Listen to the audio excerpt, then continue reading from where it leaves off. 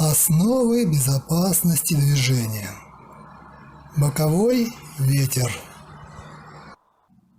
Только в состоянии покоя окружающий нас воздух нежен и безобиден. Но по мере возрастания скорости его движения он начинает представлять серьезную опасность. Так, при скорости ветра 25 метров в секунду усилие воздействия на легковой автомобиль равняется 250-300 кг силы.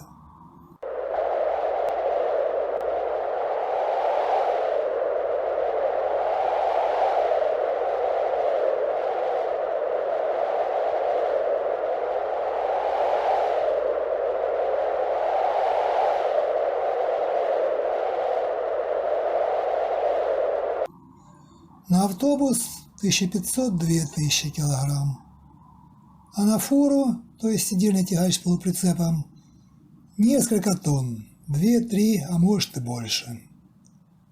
И такое воздействие уже не проигнорируешь.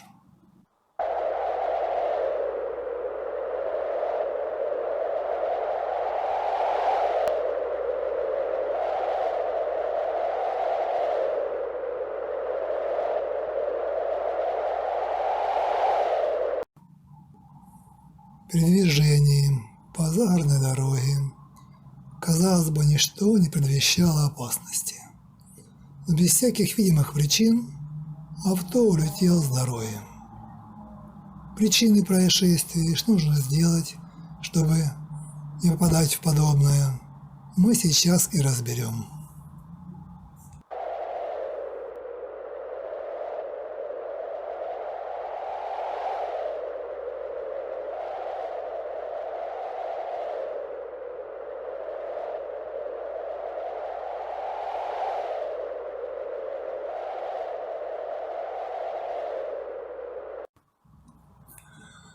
Под воздействием вертикальной нагрузки, допустим, вес автомобиля, пневматическая шина деформируется между диском и дорогой, оставаясь симметричной при виде спереди.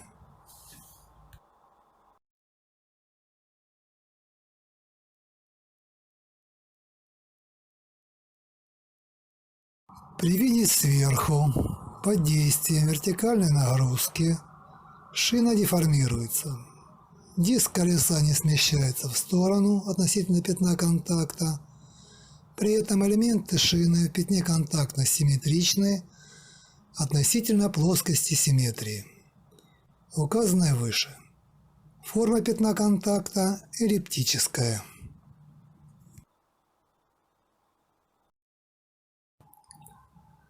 При виде сверху симметрия не нарушается, и пятно контакта колеса с дорогой не смещается ни вправо, ни влево. Красная точка обозначает центр пятна контакта колеса с дорогой. При взгляде на колесо спереди поместим точку 0 на плоскости симметрии на середине протектора в месте соприкосновения колеса с дорогой. Это центр пятна контакта колеса с дорогой в данный момент.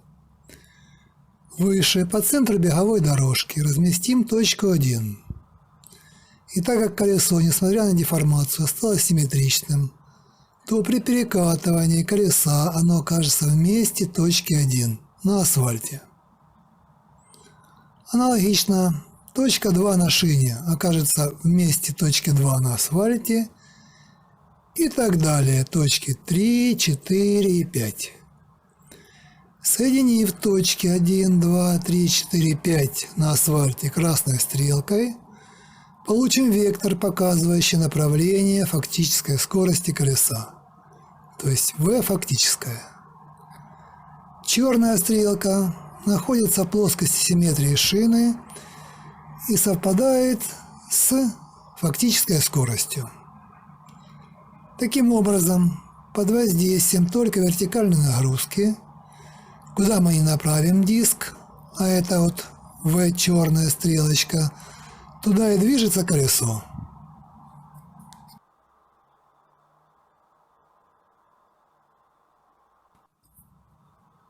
На колесо воздействует вертикальная нагрузка. Синяя стрелка – это вектор скорости диска колеса. Красные точки в месте соприкосновения с дорогой обозначают центры пятна контакта колеса с дорогой. Красная стрелка, проходящая по ним, показывает вектор фактической скорости колеса. V фактическая. В результате получаем, что вертикальная нагрузка не меняет направление движения колеса. При воздействии вертикальной силы качение колеса совершается в прямолинейном направлении.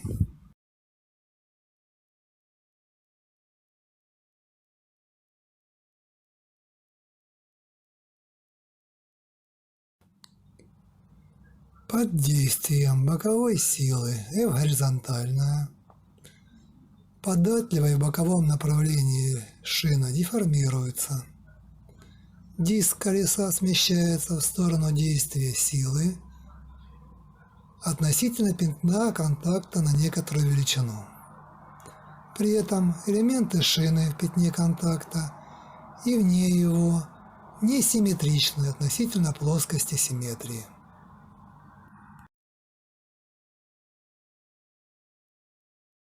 При взгляде на колесо спереди поместим точку 0 на середине протектора в месте соприкосновения колеса с дорогой. Это и будет центр пятна контакта колеса с дорогой в данный момент. Выше, по центру беговой дорожки, расположим точку 1.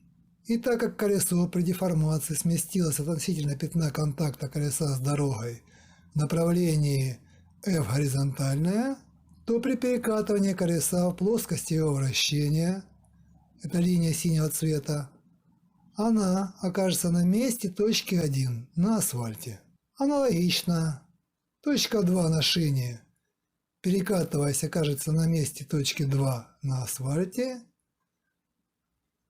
И так далее, точки 3, 4 и 5. Соединив точки 1, 2, 3, 4, 5, это центры пятна контакта колеса с дорогой на асфальте, красной стрелкой получим вектор, показывающий направление фактической скорости движения колеса. В результате получаем вектор скорости движения колеса, который лежит на линии 1, 2, 3, 4, 5, составляет с плоскостью вращения колеса V диска угол дельта, называемый углом увода колеса. Таким образом, под воздействием горизонтальной нагрузки направление движения колеса изменяется на угол увода колеса дельта, несмотря на то, что мы не поворачивали руль, не изменяли плоскость вращения колеса. Под действием боковой силы F горизонтальная, податливая в боковом направлении шина деформируется. Диск колеса смещается в сторону действия силы относительно пятна контакта на некоторую величину. При этом элементы шины в пятне контакта и вне его несимметричны относительно плоскости симметрии.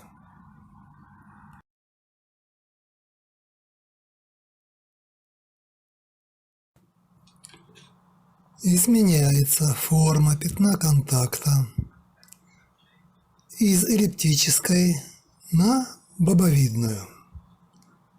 В совокупности это приводит к тому, что направление движения колеса V фактическое не совпадает с плоскостью вращения V диска. Вектор скорости V фактическая составляет с плоскостью вращения колеса V диска угол, называемый углом увода колеса. На колесо воздействует не только вертикальная нагрузка, но и горизонтальная. Синяя стрелка – это вектор скорости диска колеса. Красные точки в месте соприкосновения колеса с дорогой обозначают центры пятна контакта колеса с дорогой. Красная стрелка, проходящая по ним, показывает вектор фактической скорости колеса. В результате получаем, что горизонтальная нагрузка изменяет направление движения колеса, при котором каждая точка средней линии протектора при вращении колеса ложится на опорную поверхность с некоторым смещением в сторону действия силы F горизонтальная.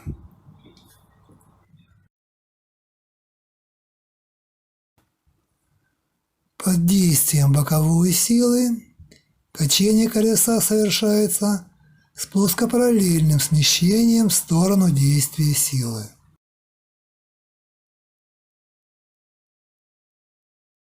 При движении автомобиля по дороге в лесу ветер не воздействует на него, и F горизонтальное равно нулю. В таких условиях колесо движется без увода, и куда мы направим руль, куда мы направим диск колеса, туда и движется колесо, то есть прямо. При этом спицы руля горизонтальны. При выезде из леса ветер воздействует на автомобиль и вызывает качение колеса с уводом. Автомобиль улетает с дороги, и чтобы избежать этого, водитель должен: первое. Уменьшить скорость движения автомобиля. Чем меньше оборотов делает колесо, тем меньше и увод. Второе. Поворотом руля в сторону противоположную уводу возвращаем автомобиль на свою часть дороги. Третье. Выравниваем руль и движемся прямо, без увода колес. Спицы руля будут немного не совпадать с горизонтом.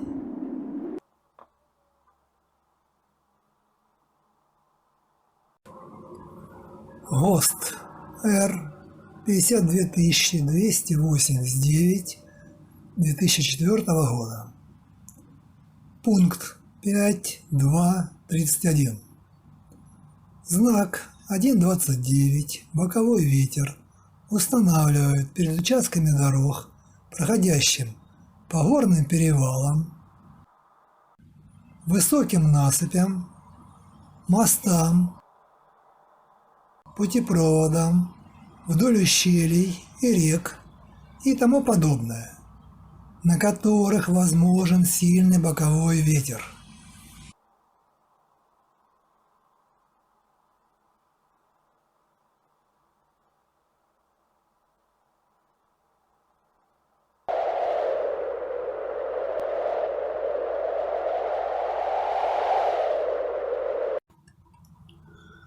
Водитель должен знать о опасности возникновения увода колес автомобиля из-за воздействия бокового ветра. Осложняет эту ситуацию то, что, находясь внутри практически герметичного салона, предугадать, есть ветер или нет и в каком направлении дует, практически невозможно. Увидав знак 1.29 «Боковой ветер», водителю необходимо: первое. Повысить внимание. Расслабленность, растерянность, паника в критической ситуации не помогут. Второе. Приблизившись к опасному участку, заранее уменьшить скорость движения автомобиля. Меньше оборотов делают колеса, меньше увод автомобиля. Третье. Для компенсации увода колес автомобиля поворотом рулевого колеса исправить отклонение от заданного курса. Пристраиваться к центру дороги или к обочине опасно. Знак не информирует о направлении ветра. Эти действия могут усугубить ситуацию. К сожалению, такая опасность, как сильный боковой ветер, вездесуща. И не всегда в этом месте заранее будет установлен знак 1.29 «Боковой ветер». Поэтому водитель, подъезжая к горным перевалам, высоким насыпям, мостам, путепроводам, двигаясь вдоль ущелий и рек и тому подобное, обобщим эти опасные места открытым всем ветрам участкам дорог и без знака 1.29 «Боковой ветер» должен действовать с учетом вышеизложенного.